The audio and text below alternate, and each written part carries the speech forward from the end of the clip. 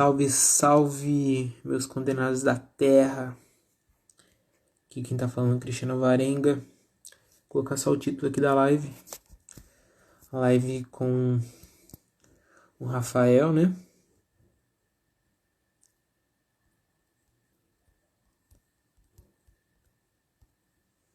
E Rafa, tô colocando o título aqui da live.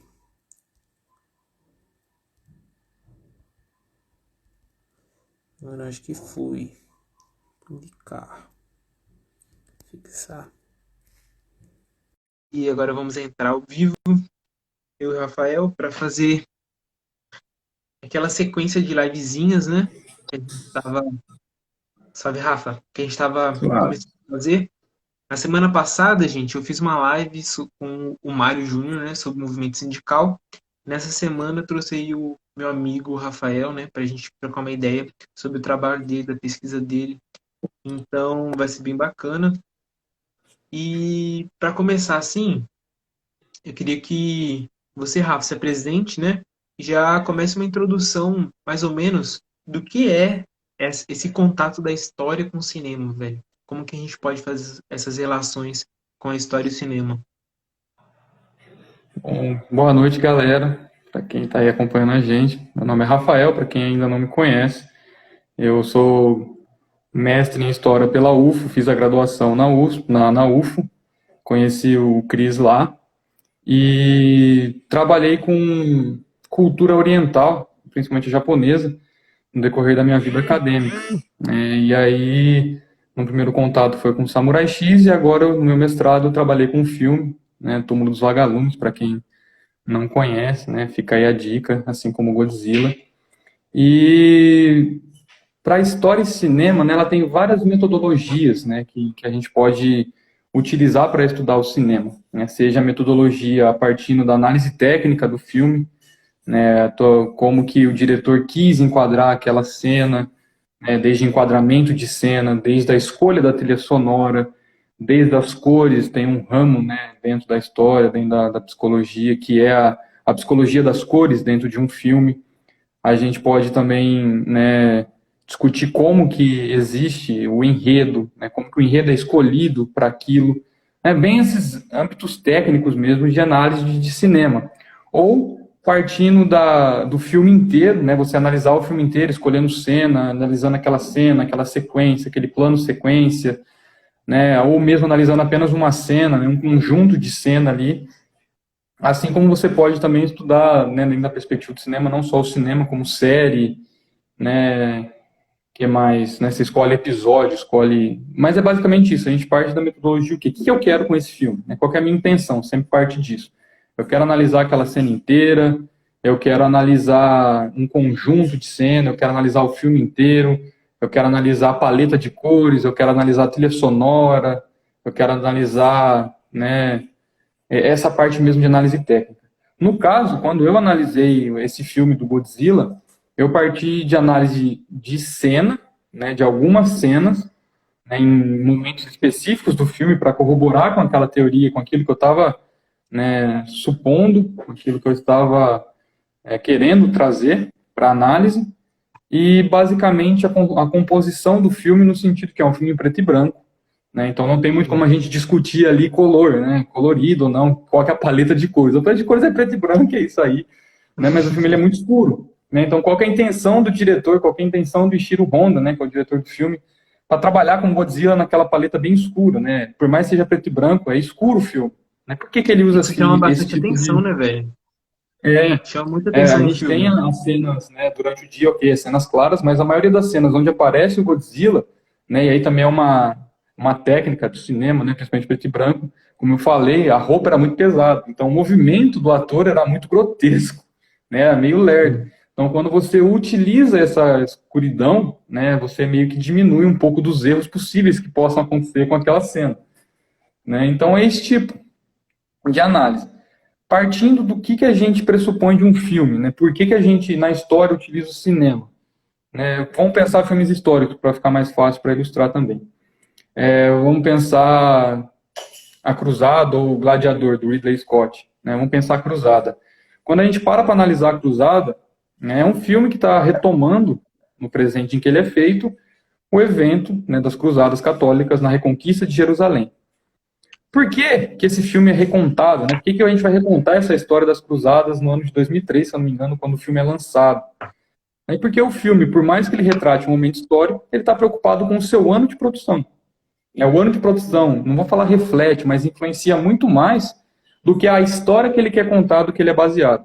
Então ele está falando das cruzadas, mas vamos pensar, é a investida do Ocidente no Oriente. É aquela perspectiva católico versus muçulmano, né? Cristão versus muçulmano.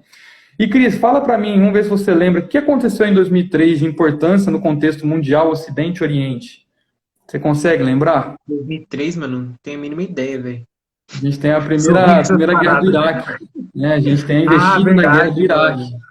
Né? Nossa, Então, o verdade. Ridley Scott, ele sempre foi um diretor, assim, né, que abordou temática política. Se a gente começar a Gladiador, né, o Gladiador, ele entra naquele glamour do pão e circo, né? Vamos pensar o pão e circo romano, à época, né? A gente tem o Super Bowl nos Estados Unidos, né? Então, a gente pode fazer essas análises comparando, né, o Super Bowl, o Sim, pão e circo, mano. o Gladiador.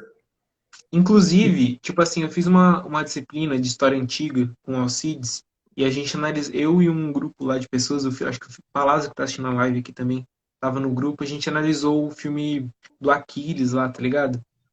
E foi na mesma Troia. época também, né? Foi Troia, Sim. isso. Troia, esses filmes assim de gladiadores foram produzidos nesse mesmo período, assim, mais ou menos. Interessante. Quando a gente para falar, o cinema não é, tá, é um filme histórico, mas por mais que ele seja um filme histórico, ele está carregado ali, né, desde a sua concepção de produção, de roteiro, de lançamento mesmo, com a época que ele é produzido.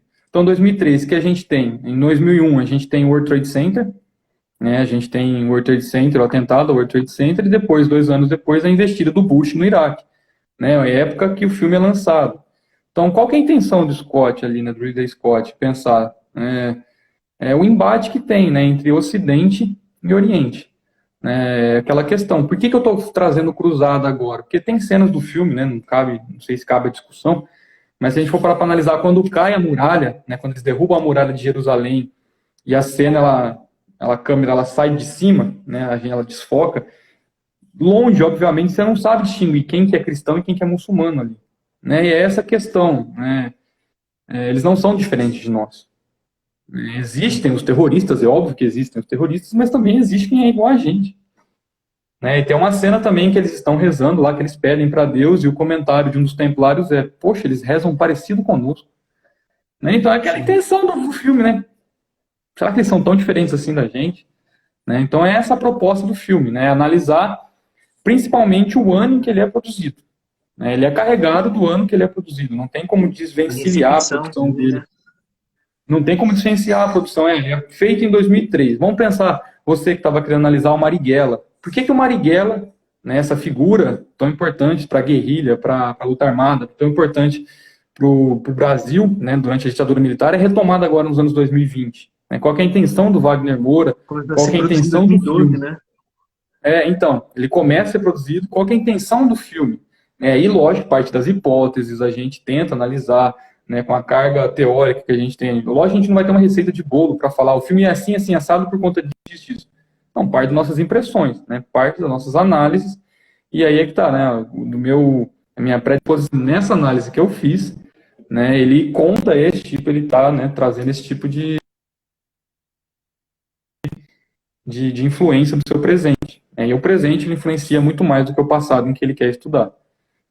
E é uma das abordagens que a gente faz com história e cinema, assim como história e literatura.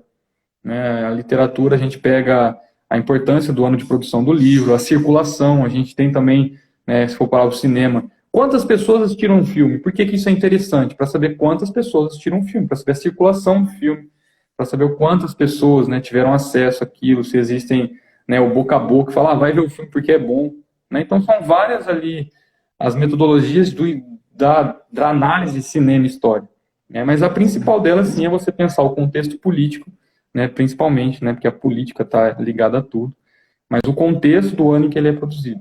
No caso Godzilla, né, e aí eu entro na análise do filme enquanto a pesquisa, o Godzilla ele foi ali feito em 54, né, 9 anos pós fim da Segunda Guerra Mundial, 9 anos em que tem um atentado a Hiroshima e Nagasaki com as bombas atômicas, né? E depois de 9 anos, você tem um filme, né, que veladamente, não é explicitamente, vai criticar, né, os ataques atômicos. Né? E aí fica essa dúvida de memória e esquecimento. Né? E aí entra na questão, 54 aconteceu o quê? Pouco tempo, né, alguns anos ali, os Estados Unidos saem do Japão, que ocupou o Japão militarmente após a gente tem a ocupação das ilhas japonesas com o fim da Segunda Guerra Mundial. Né? E conta ali, né, ele é paralelo à saída dos norte-americanos do Japão, a gente tem esse filme. Né? Então ela entra naquela questão. Aí, por isso que eu usei o Godzilla na minha pesquisa. Né? O Godzilla ele é um mote ali, ele é minha introdução da pesquisa do mestrado, porque quando a gente pensa em história, cinema e memória, o Godzilla é um exemplo disso. E vamos pensar o contexto político do Japão. 54, o Japão está passando por um crescimento econômico. Nos anos 40, no 45, ali no pós-guerra imediato, no final da Segunda Guerra Mundial, a gente tem um novo discurso fundador. O que seria esse novo discurso fundador? O Japão, junto com os Estados Unidos, tem um discurso que fala o seguinte: as bombas atômicas foram necessárias para dar fim ao conflito bélico e para poupar as vidas humanas, por conta da carga explosiva que tinham aquelas bombas. Né? Então o Japão precisa esquecer. Né? E aí a gente entra com uma política de esquecimento institucional mesmo. Né? O Estado está ali forçando esse esquecimento a todo momento dos japoneses, porque se você continuar pensando na guerra, né, e você tem que pensar que o Japão ele foi imperialista. Você tem que pensar que o Japão também tem os massacres na China, tem a invasão na Coreia. Né? Mas você precisa esquecer isso para agora lidar com a situação de vítima e lidar com o fato de que nós precisamos encarar as bombas atômicas como um mal necessário para o crescimento econômico que viria para o Japão a partir dos anos 50, 60, e aí se impulsiona nos anos 70. Né? Então é aquele negócio, né? Eu preciso esquecer. Né? O Estado está falando o seguinte: você tem que esquecer para poder prosperar.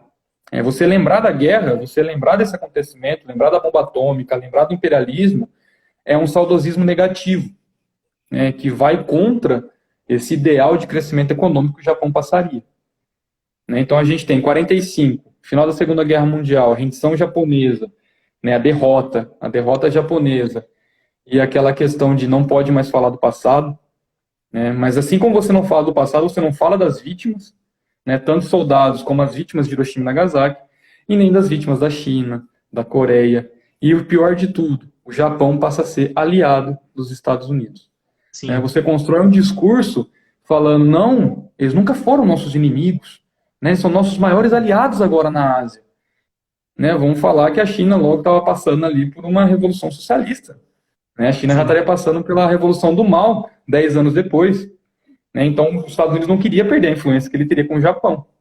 Né, então, a gente tem a reconstrução simbólica do Japão pelos Estados Unidos. Né, tanto no sentido econômico, quanto no sentido de reconstruir as ruínas da guerra, quanto no sentido de pensar, né, dessa homogeneidade não, mas dessa supremacia dos Estados Unidos agora na Ásia. É por isso que mantém a hegemonia, né? Você mantém a hegemonia norte-americana, você aceita. Né? Assim como não só o Japão, obviamente, mas a Alemanha precisou esquecer, né, dos bombardeios que os ingleses fizeram nas cidades alemãs para poder lidar com a questão do Holocausto, para poder lidar com os judeus.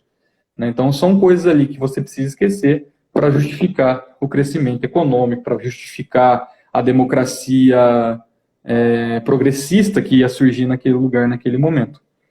Né? Então... esse é um debate bem interessante, né, do esquecimento, porque se a gente for pensar assim, até no Brasil e na América Latina como um todo, os regimes ditatoriais tentam trazer uma perspectiva de esquecimento daquele processo. No Brasil mesmo, a gente sempre tem aquela ideia de que o Brasil na década de 60 teve um milagre econômico, e ali você não teve uma ditadura tão propriamente dita, até o AI-5, enfim, tem sempre esses... E é curioso pensar essa questão do milagre econômico, tanto no Brasil, na década de 70, né, com a ditadura civil-militar, quanto no Japão, porque esse é o discurso. A bomba atômica ela foi necessária, vamos pensar, a ditadura ela foi necessária para você atingir o crescimento econômico, esse milagre, para quem foi milagre? Né? Então, esse milagre assim, que a gente utiliza como pejorativo, né? Milagre, não foi milagre, né? Não foi milagre, a gente sabe. Né? No Japão é a mesma coisa, a gente justifica a bomba atômica, né? A gente justifica esse esquecimento forçado, não um esquecimento voluntário. Né? Eu não estou querendo esquecer por conta do trauma. Não, a gente não está falando do trauma, a gente está falando da economia. Sim.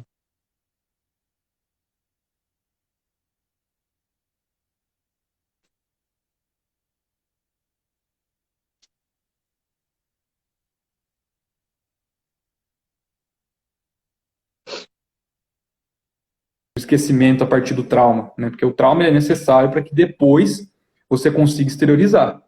Né? O trauma é Sim. necessário para que depois disso, depois de um intervalo de incubando,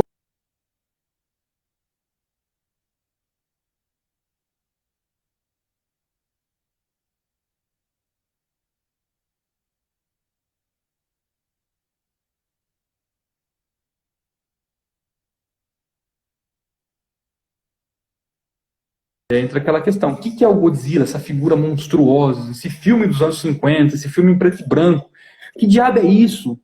Né? Justamente aquela questão, não se falou mais da guerra, você perpetua um silêncio, né? E aí com a saída dos Estados Unidos do Japão, né, e pensa isso num instante, né, como se fosse vamos utilizar a palavra gatilho, né, para que essas Aham. memórias de guerra voltassem.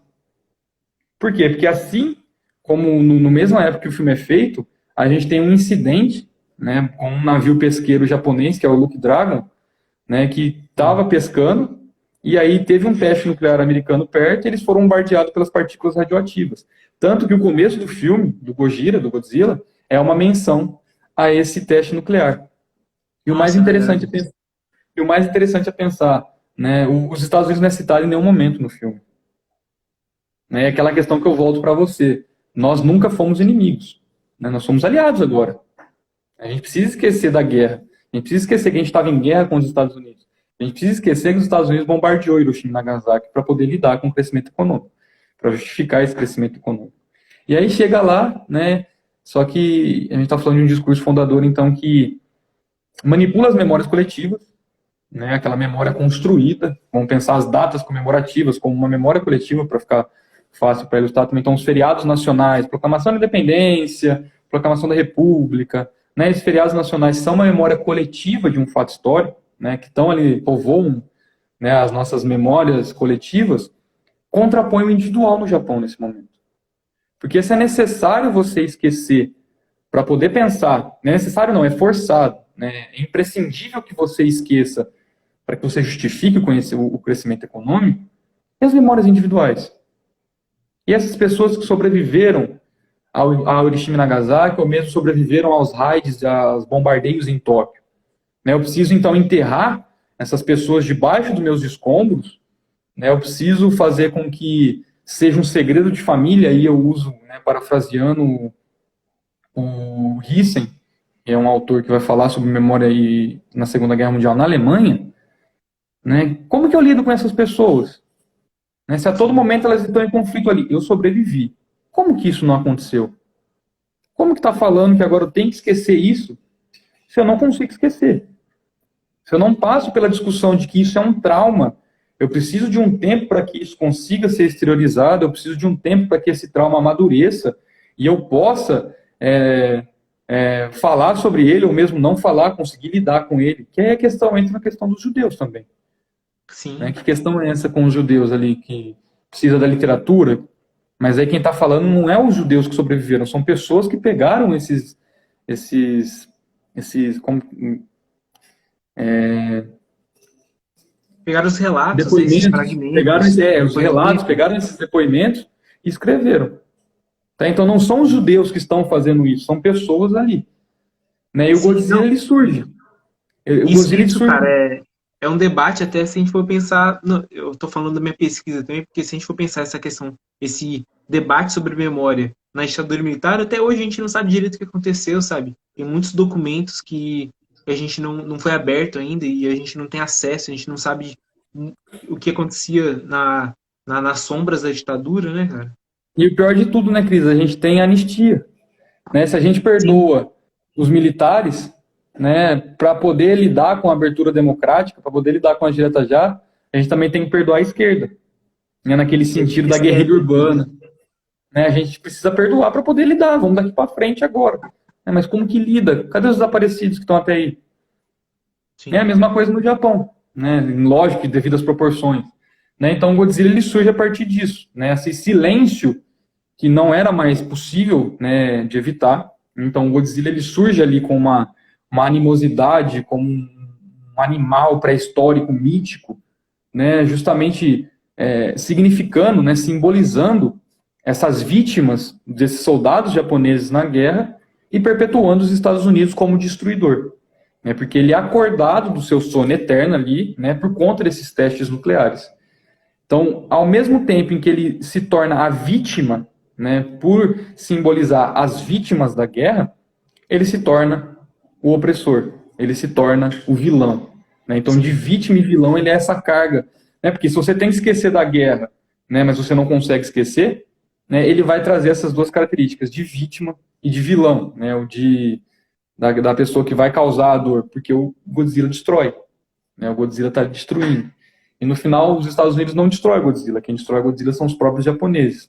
Por quê? Porque se pressupõe a ausência dos Estados Unidos na própria fala do filme, né, você omite os Estados Unidos a todo momento, né, você não cita nem os testes nucleares como os Estados Unidos, né, você simplesmente dá a entender, né, por isso que ele é velado, né, os Estados Unidos ele fica velado ali, ele não é explícita, né, a menção aos Estados Unidos, mas a gente pressupõe, né, por conta de todo um contexto político, cultural, social, de Guerra Fria da época, né, que os Estados Unidos estavam fazendo os testes naquela região próxima ao Japão, né, que vai trazer o Godzilla. Então, o Godzilla é essa memória, né, que a gente não consegue lidar. Né, e por isso que ele precisa se tornar uma memória, não vou dizer uma linguagem da memória, né, mas ele se torna ali uma linguagem. Né, o sim. filme se torna uma linguagem da memória. Né, então, o filme ele precisa, né, atuar ali, então, como um, um ser ali que vai contrapor a memória e o esquecimento. E Sim. no esquecimento, no sentido, quando a gente pega as teorias da memória também, aí entrando na outra pergunta, né, dentro da história a gente também tem várias teorias da memória que dão, né, caminhos para se pensar a pesquisa. Né, no caso, a gente tem, né, da história oral, né, que é uma forma de história e memória, a gente tem o Proust sou eu, depois eu falo do Proust. Mas a gente tem o Paul Ricoeur, né, que fala desse dever de memória, do dever de lembrar, de não esquecer nunca. E a gente tem o Pierre Nora com os lugares de memória, né, e o Pierre Nora trabalhando com essa questão de memória institucionalizada. Aquela memória que precisa ser edificada, né, que a gente precisa dos museus, precisamos dos arquivos, né, se a gente pensar para o Pierre Nora, a memória é inferior à história, porque ela precisa da história para poder se tornar historicizada. Né? Porque aí a gente leva em conta. O que levar em conta dessa memória? Vamos pegar os relatos. Aí essa pessoa começa a devanear, começa a devagar, começa a falar coisas que não tem nada a ver com a minha pergunta, do meu roteiro. Eu faço o quê com esse tipo de depoimento dela? Eu Ignora. simplesmente descarto. Simplesmente descarto. Por que eu não levo em conta, então, essa memória subjetiva dela, essa memória involuntária, que está vindo a partir dessa rememoração dela, desse relembrar, né? Porque tem um roteiro, estou fazendo perguntas, né, que ela vai seguir, vai responder, mas essas mesmas perguntas e ao motivo dela estar recordando aquilo, ela lembra de coisas que não está no roteiro e que a historiador vai lá e descarta. E aí a minha questão não é essa com esse tipo de memória. Né? A minha relação com essa memória, agora partindo da literatura do Proust, né, o filósofo, literato Proust, é pensar que as memórias subjetivas, essas memórias que vêm a partir de um lapso, a partir de um instante, uma memória que eu não estava com a intenção de lembrar ela, mas ela simplesmente veio, por que essa memória não é importante também? Por que ela não é interessante? Né? E aí a gente pensa o Godzilla. Né? O Godzilla ele surgiu ali, vamos pensar as pessoas que estão assistindo o filme, e a partir daquele instante do que é o Godzilla, dessas destruições, dessas cenas de destruição de Tóquio, né, essas cenas que foram utilizadas de verdade, né, que é um gatilho para essas pessoas que foram sobreviventes falar, puxa, eu não consigo esquecer. Não tem como esquecer. Não esse jeito de esquecimento forçado que o governo japonês queria. Porque assim como o esquecimento, ele precisa desse gatilho para acontecer também. O esquecimento ele não é voluntário. A gente simplesmente esquece. Acontece. Né, por conta da memória enquanto psíquica, né, enquanto aquele fator ali de estar relacionado com a idade, ou mesmo de, né, trauma, esquecer, né, apagar daquele momento da vida por conta de N motivos. Né? Não tem como. E se a gente parte, então, do pressuposto, aí entra o Nietzsche, né, naquele sentido de que é preciso esquecer para ter ação. Sim, Sim. é necessário você esquecer, você não pode lembrar de tudo. E aí entra a contradição também desse tipo de teoria que eu uso com o Paul Ricoeur, né? Porque o Paul Ricoeur tem que lembrar. É dever de memória, né? Mas se a gente lembrar de tudo, né, a gente não passa a agir, a gente não consegue agir. A gente precisa esquecer para poder agir no final. Né? E se a gente só simplesmente tem esse esquecimento forçado, como é o Japão, como é o Godzilla, né, a gente se torna um animal. A gente é incapaz de falar. A gente é incapaz de agir. A gente age por impulso. A gente age pela destruição. Nós nos tornamos Godzilla. Né? Então a gente precisa desse esquecimento em medida, não desse esquecimento forçado. Né? E a questão é aquela, né, eu te pergunto, a memória e o esquecimento, elas são opostas? Elas são antagônicas? Né? Se você pensar esses tradicionais da memória, Paul Ricoeur, Pierre Nora, para eles sim, a memória e o esquecimento são antagônicos. Para o Proust, né, elas estão ali, né, elas não se opõem. O fato que as linguagens que a gente utiliza para falar de memória e falar de esquecimento são as mesmas. São um instante do tempo presente, onde essa memória vai partir do meu presente agora. Né, eu falando com o Cristiano, olhando para o Cristiano, uma pessoa que eu não via fazia muito tempo, lembrar do primeiro momento em que eu vi o Cristiano na UFO. Eu estava com a intenção de lembrar disso? Não estava. Mas o nosso diálogo, o nosso tete-a-tete aqui, de olhar, né, então a imagem, e por isso que na memória as imagens são tão importantes, me faz lembrar. Putz, eu lembro do Cris quando chegou na UF, cara, careca, sem barba, né? Então é esse tipo de memória. Por que essa memória não é legal, sabe? Então é esse tipo de teoria que eu uso. Né, dessa teoria dessa memória que simplesmente vem. Por quê? Porque existem esses, vamos chamar de gatilhos, que a gente pode chamar de objetos de memória, né, esses objetos que estão aí no nosso dia a dia o tempo inteiro, que só de olhar para eles eu vou relembrar, né, vou rememorar essa memória que parte do meu presente, desse instante, né, desse acontecimento, vai para o passado, né, do passado ela volta para o presente atualizada, por quê? Porque nós não somos os mesmos que vivemos aquele passado, né, a gente não cessa de mudar, e aí nesse presente essa memória se atualiza, né, com novos sentimentos, com novos anseios, com novos desejos, e projeta um futuro, projeta um devir, aquilo que ainda vai vir. Né? Então, toda vez que a gente lembra, a gente não lembra o passado tal qual aconteceu. Né? Isso é impossível, né? Porque a gente não para de mudar. E aí, nesse momento que essa memória vem, ela vem atualizada. Ela vem nova. Não é que ela vem nova, né? Mas ela vem carregada das nossas novas vivências, né? Carregada das nossas novas sensibilidades. E é isso, essa Memórias são memória meio que sensível. revisitadas, né, cara? Tipo assim, a gente Sim, lembra algumas coisas e a partir das nossas experiências atuais, a gente vai voltando nessas memórias e vai modificando de acordo com as necessidades que a gente tem no nosso presente. exatamente. Então, essa Exatamente. Então, a memória. gente,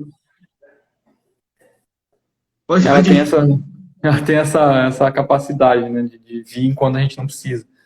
Né? Então, Sim. partindo dessa questão desse esquecimento forçado, que é o Godzilla, que é essa animosidade, que é esse animal que não é capaz de falar, que né? Afinal é um bicho pré-histórico, né, que configura esse esquecimento, mais do que isso, ele se torna uma linguagem desse esquecimento. Né? Assim como aconteceu a destruição de Tóquio, aconteceu a destruição de Hiroshima e Nagasaki, ele está destruindo, ele está perpetuando, né, esse discurso de que foi reconstruído, mas o Godzilla vem e destrói. Quem é o Godzilla? São as vítimas japonesas, mas ao mesmo tempo é os Estados Unidos. Né? São os Estados Unidos. Então eles estão destruindo, continua essa destruição. Mas eu falo que é os Estados Unidos? Não. Por quê? Porque eu preciso esquecer. E aí parte a minha pesquisa, né? A partir então desse discurso fundador, que tem que esquecer que existe o Godzilla, essa figura monstruosa, que é o esquecimento forçado. Né? Então nos anos 50 está acontecendo isso. Nos anos 60 a gente tem outras produções culturais, na literatura, nas novelas, no cinema, que vão fazer esse mesmo tipo de análise. Eu não sou capaz de esquecer. O crescimento econômico não é suficiente para que eu lide com as minhas memórias involuntárias, com as minhas memórias individuais, com as minhas memórias subjetivas. Não é suficiente para os japoneses, para a psique japonesa, nessa busca de identidade após a Segunda Guerra Mundial, de lidar com essa memória, com esse trauma, que em nenhum momento é lidado com um trauma. É necessário esquecer para eu dar conta do meu crescimento econômico. É necessário que esse esquecimento aconteça. E aí, novas discussões, novas produções culturais, novas discussões no entorno de o Japão, né, quando cedia os Jogos Olímpicos de Tóquio na década de 70, quando tem a Expo Osaka nos anos 70, pula da restauração Meiji, que é quando a gente tem a modernização do Japão, até os anos 70. Então, todo esse intervalo do final do século XIX até os anos 70 do século XX, não existe história no Japão. Por quê? Porque é o período de imperialismo. E se eu vou falar do período de imperialismo, isso me remete ao quê? Ao período entre guerras, a Segunda Guerra Mundial, a derrota. Mas eu não posso lembrar disso. E aí, na década de 80, que é o filme que eu analiso, que é o Túmulo dos Vagalumes, volta à tona essa discussão, porque entra revisionismos históricos, né, que quer revisar o que é ensinado nas salas de aula, o que é ensinado, o Japão foi derrotado. Não, mas não é bem assim, vamos revisar isso. Que leva a pensar naquele instante, putz, né, a gente está falando dos anos 80, né, mais de 40 anos depois da Segunda Guerra Mundial, né, ou 40 anos depois da Segunda Guerra Mundial.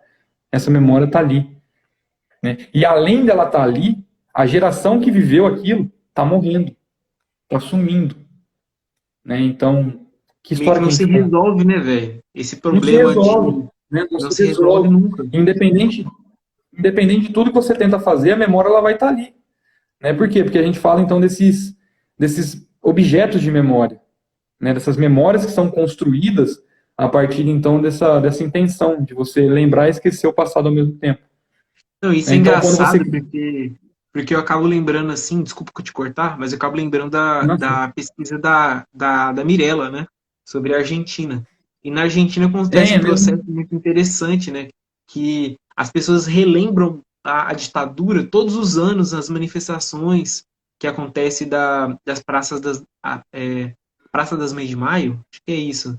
Não lembro Praça direito. das Abelhas, né? Isso.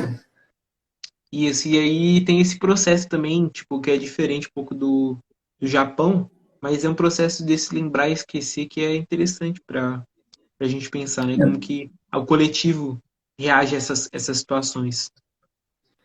E aí a pesquisa, então, ela parte para se pensar o que é esses objetos de memória.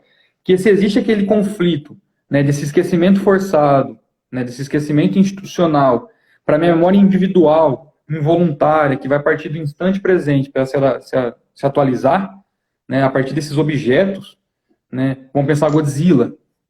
Tá aí uma cacetada de filmes do Godzilla, né, a gente está sendo filme do Godzilla saindo até hoje. Mas será que esse Godzilla que saiu ano passado, enfim, que saiu esses anos atrás aí, leva em conta essa mesma discussão desse primeiro Godzilla de 54?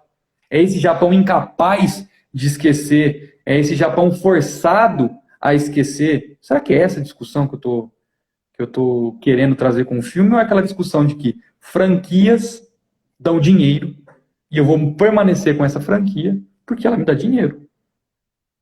Né? Que discussão que é essa que eu tenho com Godzilla novo? É só um filme de porradaria entre monstro, grandão, e pá, isso aí? Não, eu tenho essa pra pensar. Porque se for para pensar, se a gente levar em consideração essa discussão de Godzilla enquanto esse monstro de esquecimento da memória involuntária, voluntária, né? Ou seja, o Japão ainda não consegue lidar com as memórias de guerra em pleno 2020. Porra, é verdade. Por quê? Porque a gente está fazendo, está perpetuando esses objetos de memória. Né? Então, se a intenção é você esquecer, né, assim como fazem os sobreviventes do Holocausto, como fazem os judeus que sobreviveram, e exteriorizam suas angústias desse trauma, relatando, né, as suas passagens pelos campos de concentração, né, se eles tentam fazer isso na tentativa de esquecer, eles criaram, vamos dizer assim, um monstro, que a todo momento que eles olharem para aquilo, eles vão lembrar. Por quê? Porque ele é um objeto de memória. Né, ali está toda a vida que ele viveu naquele campo, aquele tempo que ele viveu no campo de concentração. E toda vez que alguém falar o nome do livro, ou toda vez que ele encontrar o livro, né, involuntariamente, ele não quer aquilo, mas involuntariamente, por conta dessa memória involuntária, né, que a gente não tem intenção de lembrar, mas ela vem com um instante, ele vai lembrar. É a mesma coisa quando a gente pensa, né, a ditadura no Brasil. Né, o que é o 31 de março? Né, o que é você chegar na frente lá do Palácio do Planalto e estender uma faixa?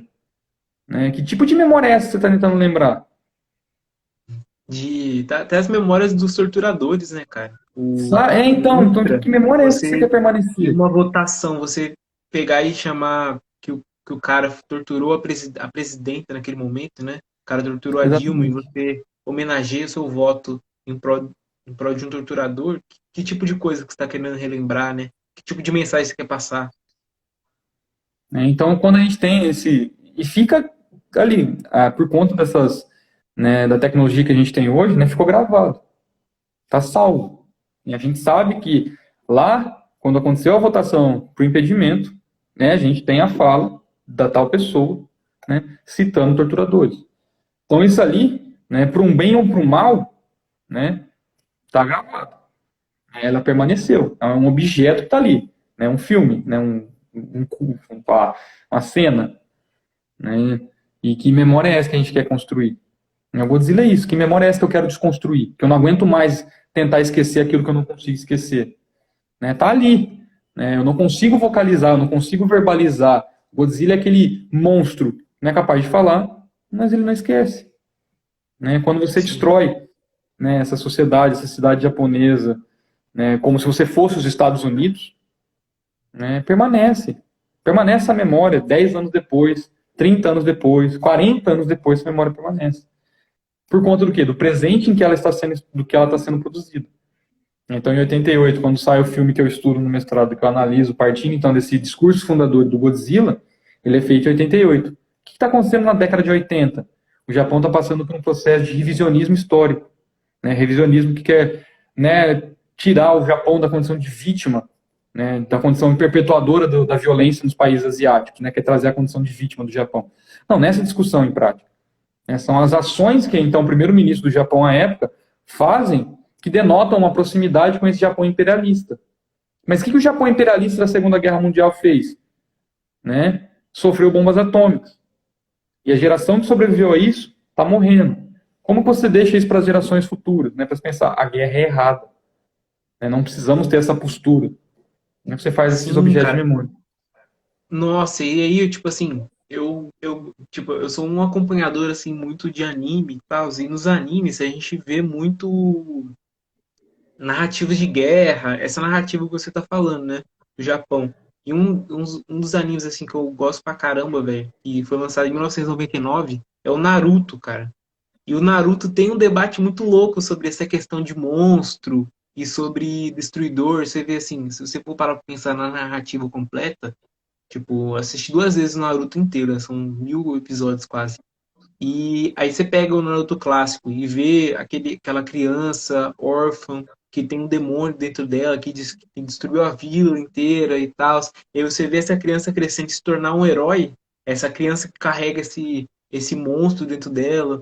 E tem todo o debate da guerra, né? Surgem Exatamente. personagens ali que são característicos por exemplo, uma coisa que é marcante, que eu queria fazer um vídeo sobre isso, é o personagem Pen, por exemplo, que ele surge ele é um órfão de guerra também e ele se torna um monstro que quer destruir tudo, quer destruir a vila, carrega uma memória ali que não é reflexiva, né, é irracional, que tem um impulso e vira um monstro real.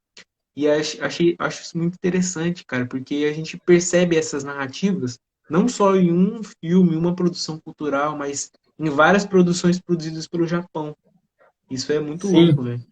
É aquela questão, né? Permaneceu. Né? Se a gente está falando até hoje é porque ela permanece, porque eles não conseguem lidar com esse tipo de memórias, não conseguem lidar com o fato do Japão ter sido o que foi durante seu período imperialista, mas também não conseguem lidar com o Japão vítima das bombas atômicas. Né? E aí aquela questão, né? No fim, né, se a gente for para analisar, nem a literatura, nem o cinema, nem as reconstruções das cidades destruídas pelas bombas atômicas, então essa reconstrução simbólica, nem os monumentos vão ser capazes de solucionar a derradeira aporia de qualquer trabalho de memória no fim do século XX. Né? O fato de que desastres do passado não podem ser desfeitos e continuam a sobrar a nossa imaginação. É basicamente isso. Né? O Japão ele vive dentro da reconstrução. O Japão foi reconstruído. Então, se essa cidade moderna que existe no Japão, essas cidades modernas que existem, né, é porque precisou passar por um processo de destruição. Qual foi esse processo de destruição? Vamos parar a pensar. O Japão até a década de 40 tinha casa de papel. Né, papel é madeira. Né, Caramba. então, E, ô esse Rafa, concreto. Ô, Rafa, eu sei que você estudou na sua monografia, né? Acho que foi um mangá, né? Do Samurai X. E Isso. qual que foi seu contato, assim, com essa cultura japonesa, assim, nesse sentido, sabe? Você percebe que nesse anime, nesse mangá, nesse anime, também tem essa presença dessa memória e tal? Não digo como presença da memória de guerra, né? Não digo como presença da memória da Segunda Guerra Mundial. Né? Enquanto partindo, lógico, do meu viés, enquanto pesquisador ocidental, né, cheio das minhas intenções, enquanto né, historiador que não tem contato com a cultura oriental do jeito que eu queria ter do Japão. Né? Eu não falo japonês, eu não leio japonês, então minha visão, meu olhar, a gente entra em N estereótipos também por conta desse olhar, né? Mas o que eu posso te falar, que a partir das minhas hipóteses que eu levantei no decorrer da pesquisa da monografia, é que o Samurai X ele é feito nos anos 90, e nos anos 90 a gente passa por uma crise econômica no Japão.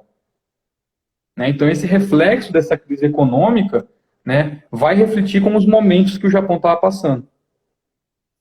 Né? Então, o Japão ele está lá, a gente está em crise, a gente tem um ataque de bomba sarin no metrô japonês, né, e aí a gente entra na personagem do Shishio, né, o Shishio simbolizando que ele é o mal do mundo, a sobrevivência dos mais fortes e a lei do mundo, né, para os mais fortes a vida, para os mais fracos a morte. Né, que pensamento é esse? Né, que está lá nos anos 90, porque o Samurai X ele conta esse período da restauração Meiji. Né, ele se passa nos 10 anos da restauração Meiji, que a proposta da restauração era a igualdade para todo mundo, o fim das castas, né, o enriquecimento para todo mundo ser igual, enfim, prosperidade. Mas nada muda de fato no Japão. Quem era rico continua rico, quem vai para o poder né, e perpetua essa condição são aqueles que falaram que ia mudar essa estrutura. Então a gente está falando do final do século XX, né, 1890, 1880, para 1999, o que mudou no Japão? Será que existe uma estrutura que muda no Japão? Né, que estrutura é essa que o mangá vai trazer, então? É um povo ali que está passando por uma crise econômica, né, onde não se sabe o que vai acontecer. Sim, Né? sim. Então, eu posso falar que os anos 90 influencia muito mais na abordagem do Atsuki, que é o autor do mangá, do que o período de guerra em si. Né? No que a gente pode analisar parte de um arco, né, que é o arco do Makoto Shishio, não sei se você assistiu, que é o do que parece um coqueirinho, né, que é toda Não cheio cheguei de a assistir, atadura. não. Ele é o que é cheio de atadura, ele tem o mesmo pensamento, se a gente for parar para comparar, com o Japão imperialista. Aí sim a gente faz essa análise comparativa, né, da vitória para os mais fortes, desse imperialismo, dessa conquista do Japão a partir desse viés de força bruta mesmo, né, da sobrevivência dos mais fortes, daqueles que são mais adaptados, né. Então, se a gente for para pensar assim, existe esse resquício da Segunda Guerra, desse Japão imperialista, no momento em que está acontecendo N processos no Japão também, culturalmente falando. Né? Nossa, que A gente está louco, falando. Rafa. É, Muito aí eu me bravo. aventurei um pouco por esse caminho aí, e agora né, trabalho com memória. Estamos aí, memorialistas. E aí, já falta menos de 10 minutos para acabar a live. Aí Pois é, me recebi alonguei uma um pouco. pergunta aqui. Vê as perguntas aí. Aí, ó, recebi uma aqui. No sentido de manipulação da memória coletiva, o que vocês acham mais perigoso? O esquecimento de fatos traumáticos, dando lugar a novas narrativas, ou em reavivamento e retorno de aspectos do passado, como no caso dos regimes fascistas? E Rafa, o que você acha? Aqui a gente está falando de o Daniel estudou comigo na graduação, saudades, cara, satisfação te ver aqui, né? Essa então é nesse sentido da manipulação da memória, a gente vai reconstruir uma memória, né? A gente vai, mas será que é possível reconstruir essa memória? Né? O que é mais perigoso? Né? O esquecimento de fatos traumáticos, mas aí a gente precisa, né? A gente tem que lidar com esse trauma, a gente considera isso como trauma, né? A gente está falando que tipo de memória é essa? A memória individual, a memória coletiva, né? Um revivamento, será que é bom ficar lembrando a todo momento? Né? Como que você, é aquela questão que a gente entra com o Nietzsche, né? Se a gente não esquecer nunca, né? Se a gente ficar relembrando, revivando, lembrar para sempre, né? O dever de memória do Paul Ricoeur, será que a gente vai conseguir ter ação? Ou a gente precisa entrar no meio termo entre memória e esquecimento para poder ter ação? É Sim, lógico que a gente precisa lidar com os fatos traumáticos. Tanto que os nazifascismos estão aí até hoje, né, nos novos fascismos. Né? Então, de que forma a gente lidou com a memória do fascismo? Vamos pensar no caso da Alemanha, que foi aquilo que eu falei. Né? A gente precisa, né, lidar com as vítimas dos judeus, né, com os judeus enquanto holocausto, e esquecer da própria memória traumática alemã, no sentido de esquecer os bombardeios. Existiram civis ali que morreram. Por mais que eles fossem ligados ao movimento do Partido Nazista, por mais que eles faziam parte daquela Alemanha nazista, não discordavam das posturas do Hitler, né, eles precisaram passar por um processo de esquecimento. E aí a gente lida com o trauma. Como que lida com o trauma? Então, o que é mais perigoso? Eu acho que é sempre o fato de tentar esquecer, de construir uma memória, né, de esquecer para sempre, que, né, a gente está falando de memórias que não são memórias apenas psíquicas. Né, a gente não pode levar a memória apenas com o fato de lembrar ou não, mas tem que pensar aquelas memórias que se manifestam nos corpos, seja a partir de cicatrizes, seja a partir de vícios que a gente desenvolve, como alcoolismo e mesmo suicídio. Né? Então, até que ponto a gente lida com esse esquecimento? Até que ponto a gente lida com esse revivamento, esse eterno retorno do passado? Né? Não podemos também ter esse eterno retorno do passado. Então, acho que o que é mais perigoso? Eu acho que é, de fato, você lembrar demais. Você lembrar demais aí que evita a ação. Sim, Né? eu Mas eu concordo também, se também você com você, esquecer Rafa. demais, já era, né? Você É, também não age. eu concordo É contigo uma nesse pergunta sentido. complicada. Aí, gente, Vamos pensar. falta menos de 5 minutos para acabar a live, então vou finalizar essa live aqui. E aí, o Felipe mandou uma pergunta. Aí eu vou abrir outra live daqui a pouco com o Rafa para a gente responder perguntas. Então, Felipe, Não manda sei se lá ficou, na não sei se próxima ficou live, claro para o foi? Daniel, Ah, respondi, tá. não respondi. Assim, porque é realmente muito complexo, né? Se a gente for pensar nesses deveres de memória, que são deveres de memória e deveres de esquecimento. Eu acho que o mais perigoso é você, né, revivar o tempo inteiro, porque aí você não age. Né? Sim. Eu vou encerrar então essa live aqui agora e eu abro a outra e a gente continua na próxima live essa conversa. Tudo bem, ô Rafa? Você? Tô Então tá tranquilo. bom. Aí eu já vou Suave. publicar também no GTV. Então, valeu, gente, que assistiu. E tamo junto aí, viu? Vou salvar aqui e a gente continua daqui a pouco.